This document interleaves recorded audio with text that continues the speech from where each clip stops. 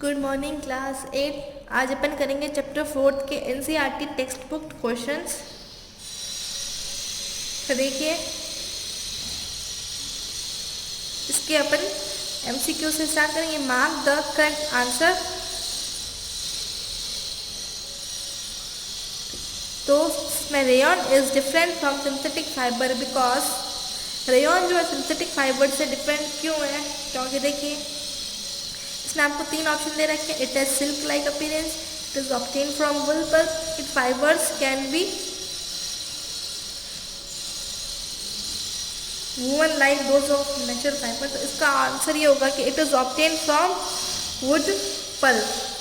इसीलिए ये जो है सिंथेटिक फाइबर से अलग है, क्योंकि ये आपको वुड पल्प से मिलता है। थर्ड है fill in the blanks with appropriate words. Fill up के A synthetic fibres are also called synthetic fibers को मैन मेड फाइबर भी कहा जाता है और आर्टिफिशियल फाइबर भी कहा जाता है। Second, synthetic fibres are synthesis from raw material. देखिए, सिंथेटिक फाइबर जिस रॉ मटेरियल से बनते हैं उस रॉ मटेरियल को कहा जाता है पेट्रोकेमिकल्स। थर्ड है like synthetic fibre plastic is also. देखिए, सिंथेटिक फाइबर एक पॉलीमर है तो प्लास्टिक भी एक पॉलीमर है। और इसका जो सबसे पहला question explain why some fibres are synthetic. देखिए, कुछ फाइबर्स को सिंथेटिक इसलिए कहा जाता है क्योंकि जो कुछ फाइबर्स जो अपन को मिलते हैं उन्हें क्या है, बहुत सारे केमिकल प्रोसेसेस के थ्रू पास किया जाता है, इसीलिए उन्हें सिंथेटिक फाइबर्स कहा जाता है। सिंथेटिक फाइबर्स वो होते हैं जिसको क्या आप केमिकल प्रोसेसेस के थ्रू पास करते हैं। तो कुछ फाइबर्स होते हैं जिनको आपको केमिकल प्रोसेसेस के थ्रू पास करना पड़ता है, इसीलिए उन्हें सिंथेटिक फाइबर्स कहा जाता है। तो अपन क्वेश्चन नंबर 4 से स्टार्ट करते हैं। Explain, give examples which indicate that nylon fibres are very strong. तो आपको एग्जाम्पल देने जिससे प्रूफ होता है कि नाइलॉन फाइबर जो है काफ़ी स्ट्रॉन्ग होते हैं।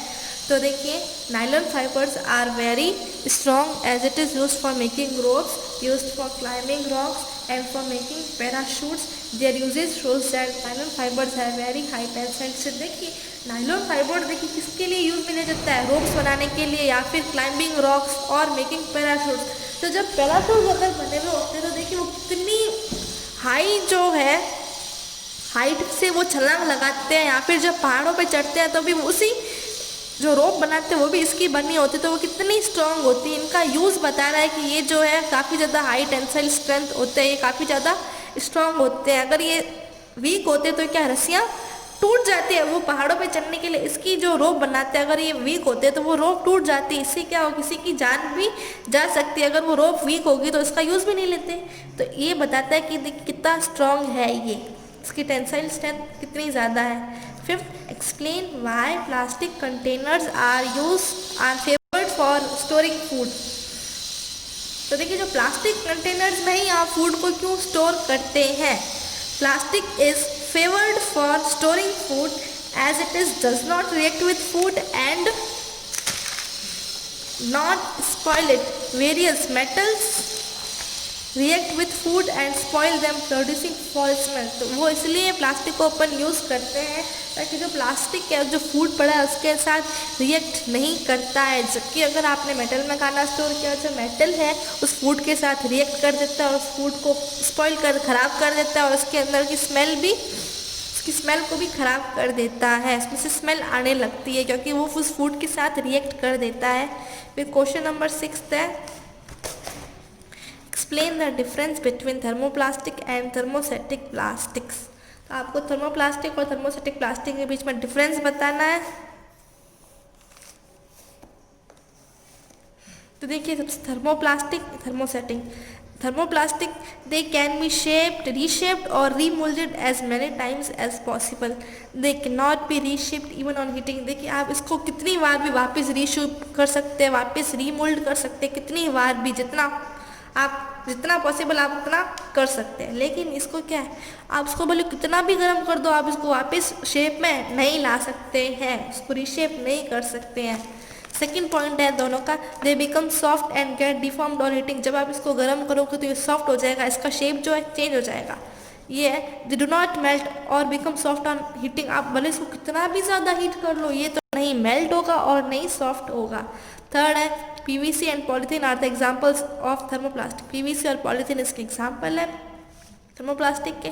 Melamine bakelite are examples of thermosetting plastics, melamine bakelite जो है इसके एग्जाम्पल है। इसीलिए तो जो अपने हैंडल्स होते हैं, जो अपन कुकिंग यूटेंसिल्स होते हैं उसके हैंडल्स होते हैं मेलामिन और बेकलेट से बने होते हैं, क्योंकि आप उसको कितना भी गर्म कर दो वो उसका शेप चेंज नहीं होता है, उसमें कोई इफेक्ट नहीं पड़ता है, उसका शेप भी चेंज नहीं होता है, नहीं वो सॉफ्ट होते हैं। यही कारण है कि इसको अपन जो है खाना बनाने के लिए ये जो यूटेंसिल्स काम में लेते हैं उनके हैंडल्स इसी के बने होते हैं, मेलामिन और बेकलाइट के। क्वेश्चन 7th है explain why the handles are made of thermosetting plastics, आपको रीज़न देखिए अभी मैंने आपको बताया और इसमें ये 7th में क्वेश्चन आ भी गया कि जो सॉसपैन के हैंडल्स है वो थर्मोसेटिक प्लास्टिक के क्यों बने होते हैं। तो thermosetting plastics are use to make saucepan handles because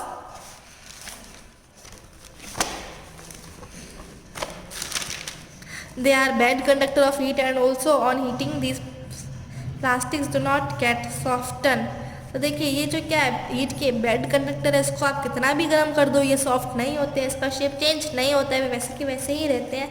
second है electric plugs switches plug boards, तो देखिए ये भी क्या है आप थर्मोसेटिक प्लास्टिक का यूज़ करते हो, they are made from thermosetting plastic because they are bad conductors of heat and electricity, it does not allow the current to pass through it. ये जो है इलेक्ट्रिसिटी के बैड कंडक्टर है, ये अपने जो है इलेक्ट्रिसिटी को आने नहीं देते, नहीं तो इससे क्या होगा अगर इसके अंदर करंट आ गया तो अपन को करंट नहीं आ जाएगा, इसलिए क्या अपन करंट से बचने के लिए है जो है इलेक्ट्रिक प्लग स्विचेस है थर्मोसेटिक प्लास्टिक यूज़ करते हैं, क्योंकि ये अपने आसपास करंट को अलाउ नहीं करते, इलेक्ट्रिसिटी के बैड कंडक्टर होते हैं ताकि अपन को करंट ना आ जाए इसलिए। 8th है categorize the material of the following products into can be recycled and can not be recycled. इसमें आपको कुछ देखिए मटेरियल्स ये रखिए, आपको पता लगाना है इसमें से आप किसको रिसाइकल कर सकते हैं और किसको नहीं। Telephone instrument, plastic toys, cooker handles, carry bags, balls, point pens, plastic balls, plastic covering और electric wire, plastic chairs, electrical switches. तो सबसे पहले अपन उस आइटम की बात करते हैं जिसको रिसाइकल किया जा सकता है। Plastic toys, carry bag, plastic balls, plastic chairs, क्या इसको आप रिसाइकल कर सकते हैं। अब can not be recycle, telephone instrument है, cooker handle, ball, point pen, plastic covering और इलेक्ट्रिक वायर्स और इलेक्ट्रिक स्विचेस, इसको आप वापस रिसाइकल नहीं कर सकते हैं।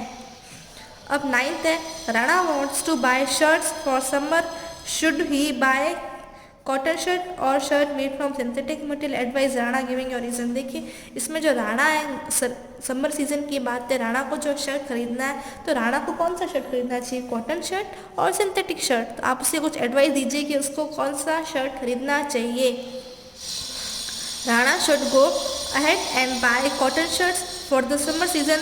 Cotton shirts are very useful for the season as they can help in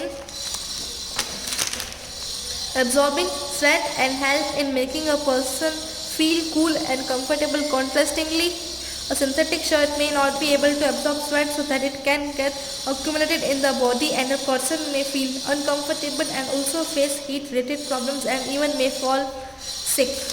तो देखिए राणा को जो क्या खरीदना चाहिए, कॉटन शर्ट खरीदना चाहिए समर सीजन में, क्योंकि देखिए इस सीज़न में क्या होगा कॉटन शर्ट काफ़ी यूज़फुल रहेगा। कॉटन का काम क्या होता है पसीने को एब्जॉर्ब करना, जिससे कि अगर स्वेट एब्जॉर्ब होगा तो जिससे उस पर्सन को क्या होगा, राणा को काफ़ी ठंडा महसूस होगा और काफ़ी कंफर्टेबल महसूस होगा। उसके अपोजिट में अगर उसने सिंथेटिक शर्ट खरीद लिया तो देखिए वो क्या होगा, सिंथेटिक शर्ट उसका स्वेट भी एब्जॉर्ब नहीं कर पाएगा, जिससे उसको क्या लगेगा, उसकी बॉडी में पूरा पसीना आ जाएगा, उससे उसको बहुत ज़्यादा गर्मी लगेगी और उसको इतना ज़्यादा अनकंफर्टेबल लगेगा और उससे इसके कारण क्या हीट रिलेटेड प्रॉब्लम्स भी हो सकती है, जिससे वो बीमार पड़ सकता है। तो उसको जो है गर्मियों के सीज़न में कॉटन शर्ट ही खरीदना चाहिए।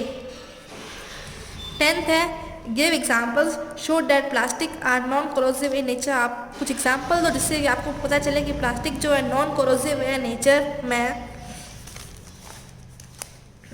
The following examples shows that plastics are non corrosive in nature. सबसे पहला क्या है, they are use to store chemicals, for example cleansing chemicals are very reactive and store in plastic bottle. तो देखिए, आप अपने कुछ भी केमिकल्स होते हैं वो आपकी प्लास्टिक बॉटल्स में ही डाले हुए होते हैं। वो इसलिए होता है ताकि क्या वो उसको उसके साथ रिएक्ट ना करे।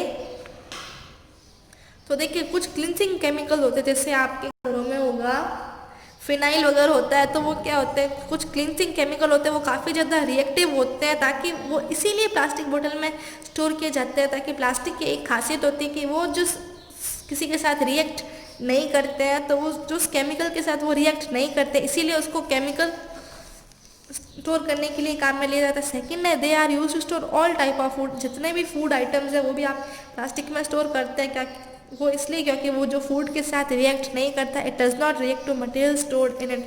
प्लास्टिक की यही खास बात है कि उसके अंदर जो मटेरियल स्टोर होते हैं उसके साथ वो रिएक्ट नहीं करता है। इसी के कारण अपन जो है प्लास्टिक ही यूज़ करते हैं। तो ये इन सब चीज़ों से पता चलता है कि जो प्लास्टिक है नॉन कोरोसिव है। 11th, should the handle and bristles of a toothbrush be made of the same material? Explain your answer। देखिए, जो आपका टूथब्रश है उसका जो हैंडल होगा और उसके जो ब्रिसल्स होंगे, क्या वो एक ही मटेरियल से बने होंगे? अगर बने होते हैं या नहीं बने होते तो रीज़न दीजिए आपका। देखिए, the handles and bristles of a toothbrush should be made of different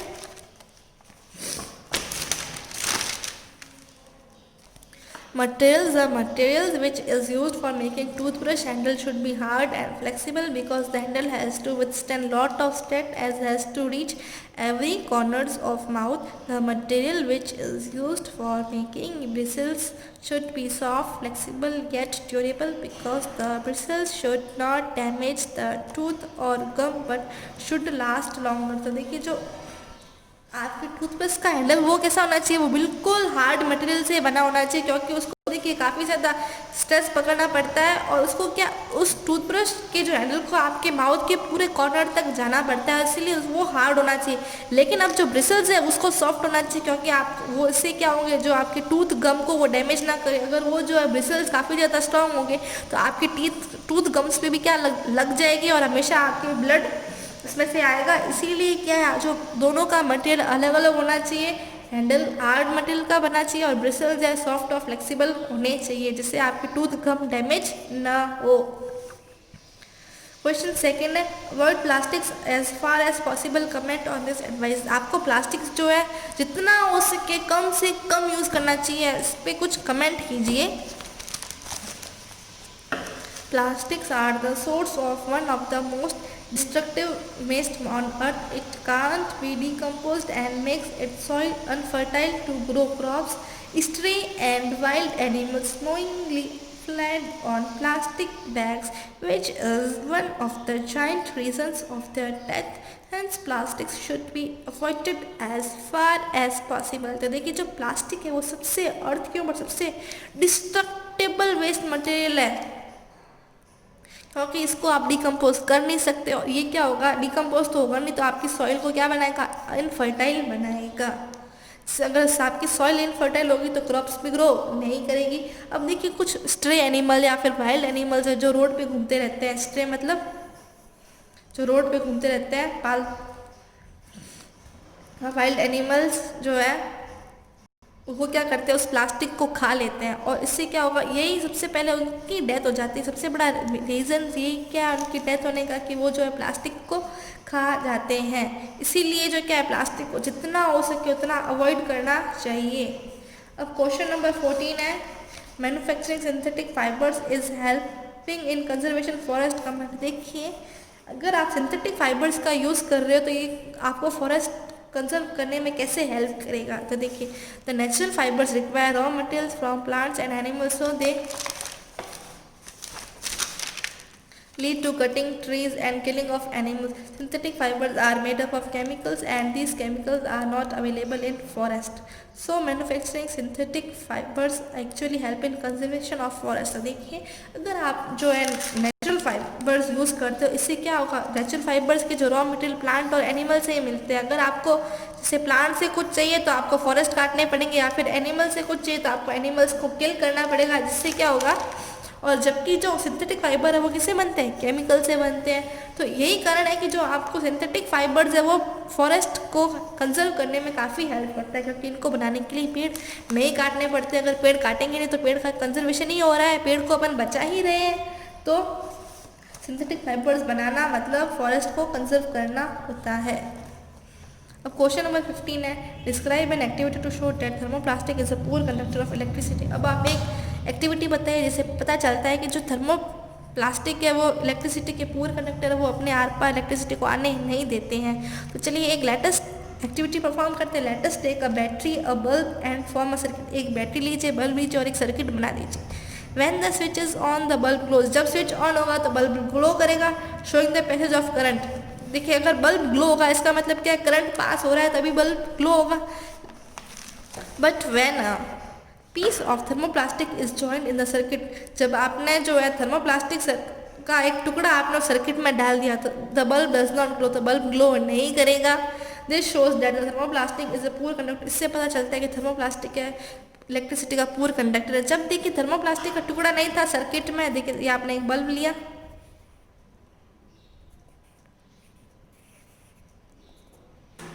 ये बल्ब था, ठीक है। जैसे ये आपका सर्किट था, एक स्विच लिया था आपने, टेक अ बैटरी, ये बैटरी है आपका बल्ब, स्विच ऑन किया, ठीक है, तो करंट पास हुआ, बल्ब ग्लो हुआ। लेकिन आपने यहाँ पे एक थर्मोसेटिक जो है थर्मोप्लास्टिक का एक टुकड़ा ले लिया, जिससे क्या होगा, आप करंट पास नहीं हो रहा है, बल्ब ग्लो नहीं होगा। तो इससे पता चलता है कि जो ये थर्मोप्लास्टिक इलेक्ट्रिसिटी के पुअर कंडक्टर है। तो आपका चैप्टर 3 यही कंप्लीट होता है। अपन चैप्टर 4 नेक्स्ट लेक्चर में स्टार्ट करेंगे।